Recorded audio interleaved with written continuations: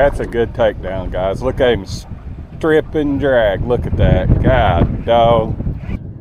There we go. I'm gonna reel down on him. I kind of feel like he's hit. God dog, he's taking off. There we go. Well, folks, I'm out on Ohio again today. The Mississippi's got it kind of backed up, it looks like. It's about 4 or 5 foot higher than I expected it to be. So I'm just gonna pull straight. There ain't a lot of current out here. It is existing. I just shut the motor off and kind of looking. We got a backwards drift going on right now, not very fast. It's about right to pull planer boards. So I'm just gonna pull boards all day long today, or however long I get to fish, and see what happens. I haven't done that yet. I'll probably get right where this current break is and just go right up through there towards that dam. I'm gonna go investigate. I'll holler at y'all here directly. Well, folks, we're dragging. I don't have too long to fish today. I'm hoping I can get out here and catch 3 or 4. Go back home. Some stuff happened at the house. Hopefully I can catch 3 or 4 real quick. Sounds like, well, we're running at 0.4 mile an hour. Started to say it sounds like my trolling motor's running away with itself. It's about the right amount of current to do this. Not too heavy, but yet enough to keep the boat pointed backwards in this wind. I didn't run over too many fish on the way down through here making this track. But that ain't no sign they ain't there.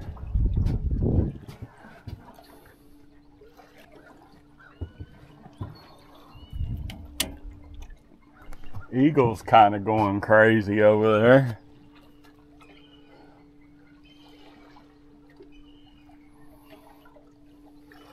He must not like us being here. This dragging, folks, you can always catch fish doing it.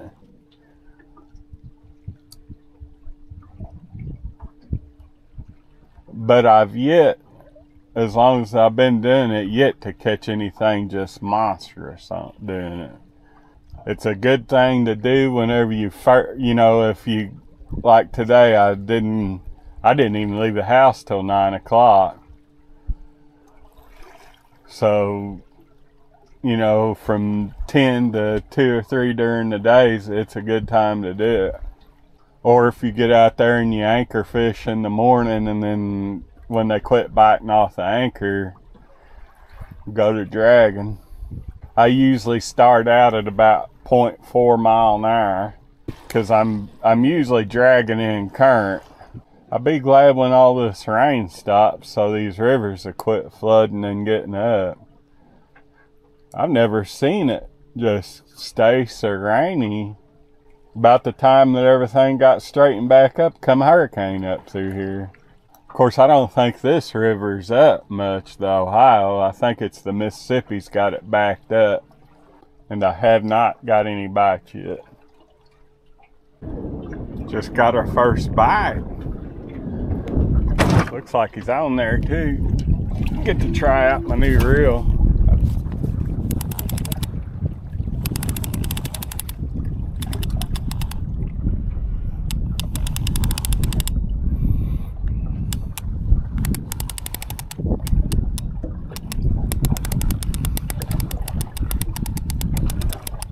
I think that was on a headpiece.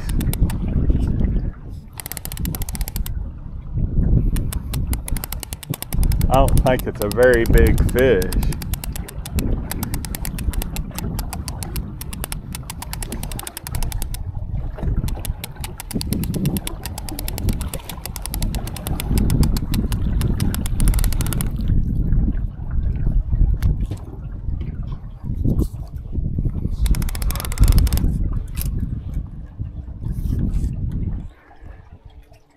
Right here is always the critical time.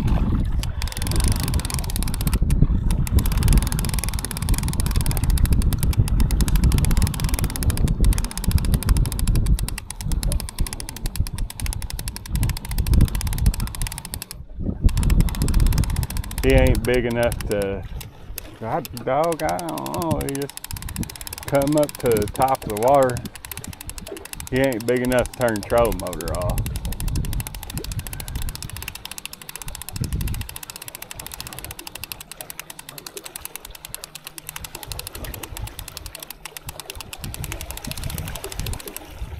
Headpiece. Nice blue.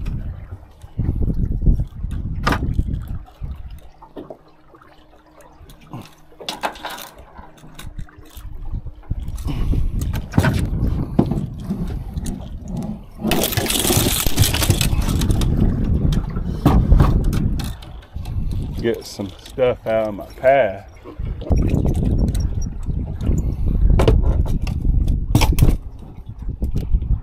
Dog, he's crapping everywhere.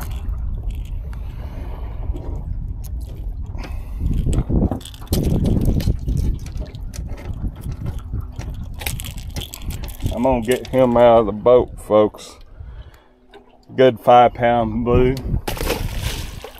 Look what a mess he made. If that ain't something. That's how my luck's going today.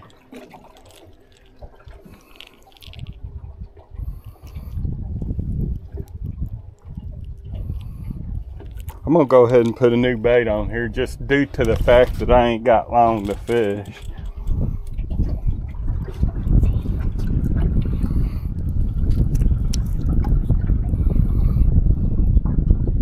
Skipjack's got some kind of little minnow in him.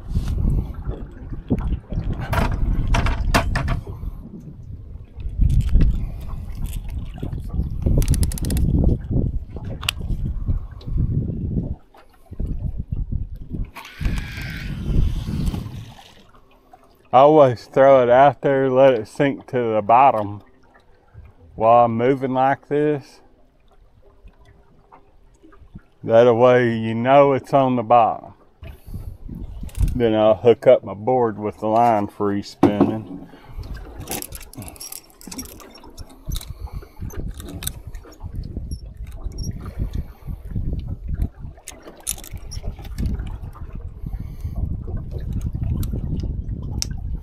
I love them clips, them OR18 offshore anglers. Never seen a fish crap that much. Guess I need to wash it off the handles of my pliers while I got it. While it's still wet. Because I put them in my pocket. Looks like he's been eating oatmeal. Of course, I don't know where a fish should get oatmeal, but that's what it looks like. So every 30 minutes or so, I switch out, but I can't talk. Them little things that you put on the hook that fish eat, I switch them out. You know, them cut pieces of stuff.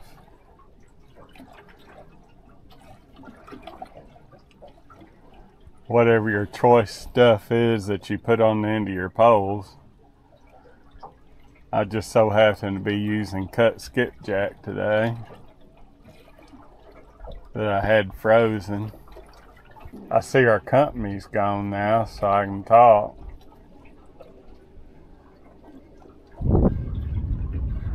And people look at you strange when they see you in a boat talking to yourself. And that might be the reason why he left. He's like, that old boy's just trolling down through there talking to himself. He's kind of strange. Yep, he heard me again. That's when he skinned out right then. He might have got hot. Because it is pretty warm today. So we got like a mile-an-hour current going down the river. And I'm going upriver at 0.3. I couldn't get my sinkers to hold on the bottom at 0.5.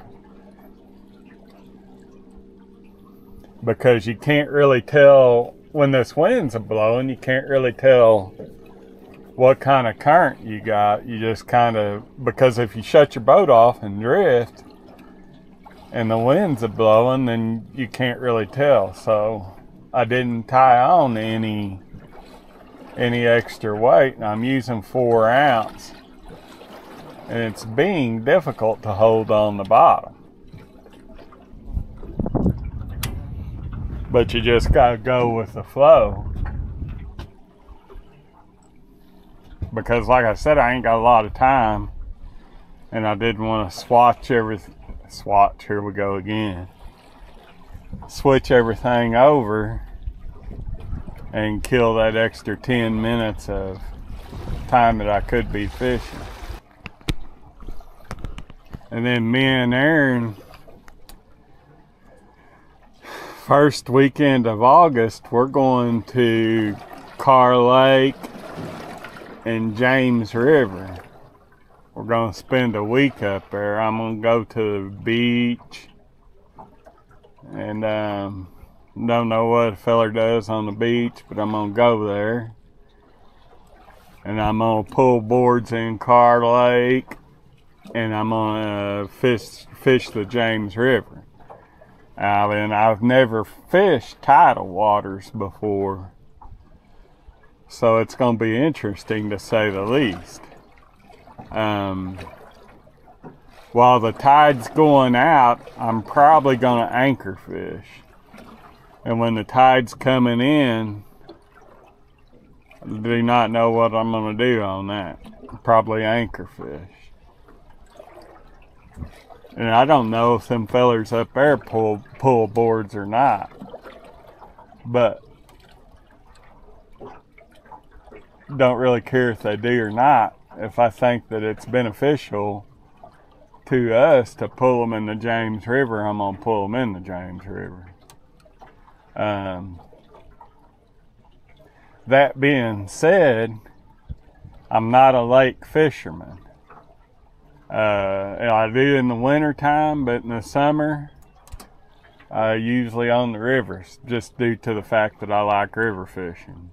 You don't have the boat traffic, you don't have all the hardships that go with lake fishing. Skiers, wakeboarders, all the fun things that is not so fun for fishermen. But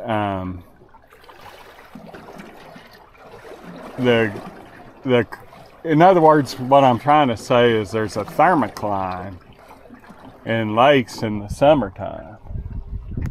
And I got to figure that out, how to read that on my depth finder, so I know where not to fish in Carr Lake. But I think I can figure it out. And another thing I'm wondering is, does the fish suspend above the thermocline, or are they in the water that's not in the thermocline? So, like I said, a couple things I got to figure out in the meantime.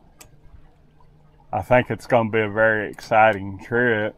I wished I was going in the wintertime when fish was bigger. In the summertime, post-spawn fish don't weigh as much as they do in the wintertime.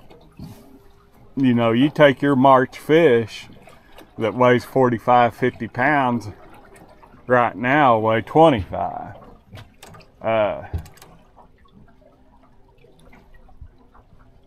But I'm also excited to go up there and look around. If it's the right kind of easy fishing and right kind of stuff to do, I might go back up there this winter. Because I think that record fish in Carr Lake was caught in April. But they are invasive in the James River. So when I think invasive, I'm thinking them son of a guns are as thick as Asian carp in our rivers.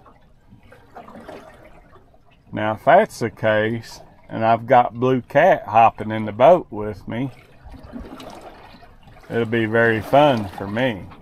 But from my understanding, they're regulating them. I mean, so they can't be as thick as Asian carp around here. I am going to film a lot of my fishing trips up there. and post them. Just fishing different waters to me is always exciting. Even if we don't catch much, then it's just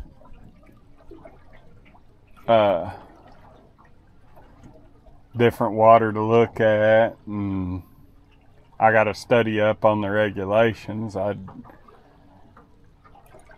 As far as bait, I know that you're not allowed to use river herring in the James River. That being said, I think you can in Carr Lake. So I might have to learn how to catch an eel. Now, even if I learn how to catch eel, and you can ship them across state lines, or some of them gonna come back to Missouri with me, because they're supposedly a good catfish bait as well. And I'm looking for good catfish bait at all times. I figure if they're at a bait shop and they're already froze, I think you can probably ship them out. When I say ship them out, I mean put them in a cooler and bring them home with you. But every state's kind of different. I don't want to get in the hills of Tennessee and get arrested for having illegal eel, neither. Because that'd be a heck of a note there. When you go to jail, be like, what was you arrested for? I had me an American eel. Evidently, law enforcement in Tennessee is not happy about eels being in their state. That was hypothetically, folks. I don't know one way or the other. I'm just talking because I felt like talking. That boat had been by me so long I didn't have a chance to talk much. And I did not want that boat to know that I was going to be transporting eel across state lines. And this all might get cut out when I figure out the regulations. Because I don't want, all these DAA and CIA and all this after me over eel. I have caught them around here, but not very often. Poe's going down, folks. I got him.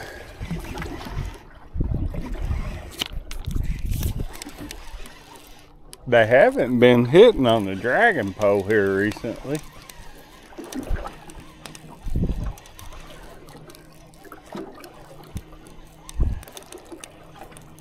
It kind of surprised me.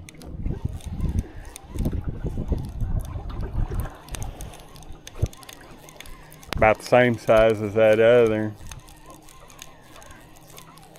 But I noticed on the depth finder we was getting into a few more fish.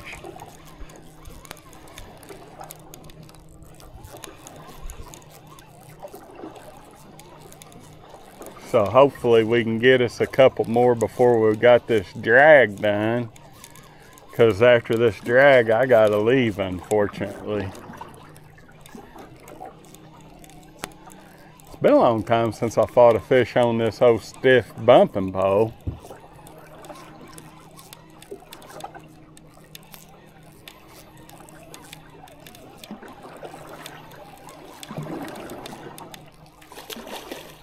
Nice blue, like I said, about the same size as that other.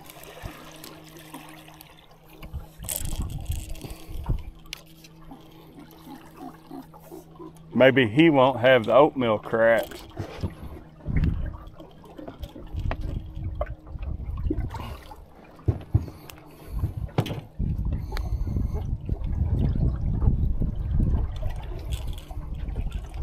Boy, they are fat.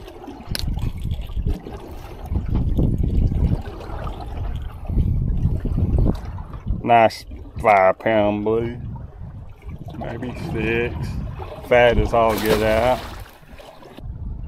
Well, folks, I'm right in a barge line. I'm right in the shipping line. I'm gonna reel in, go down towards the boat ramp, make another track, maybe fishing. I don't even know what time it is. It is 2 o'clock. So I think I'm gonna call it. I will see y'all next time. I might go, well, I don't know. If I see y'all here directly, then I know you knew that I went back fishing somewhere. If not, then I will see y'all next time.